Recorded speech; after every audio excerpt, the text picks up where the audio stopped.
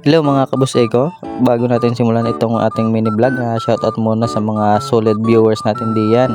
So bali mga kabus Eko, ito na po ang ating result ng ating mini house day 5. Ayan mga kabus Eko, gawan muna natin ng highlights.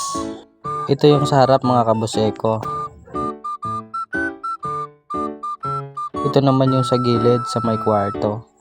Ito naman sa may sala at sa likod sa papuntang kusina. Naman ulit mga kabuseko sa loob.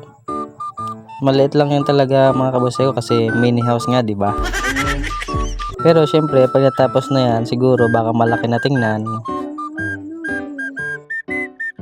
So fast forward na nga tayo mga kabuseko. Hindi ko napapatagalin to. May isingit lang ako na pinagbebenta ko na rim set pang sniper. Baka gusto nyo, bilhin nyo na.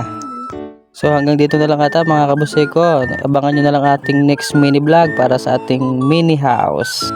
Salamat po sa panonood. I love you all. Follow, like, and share na lang. God bless.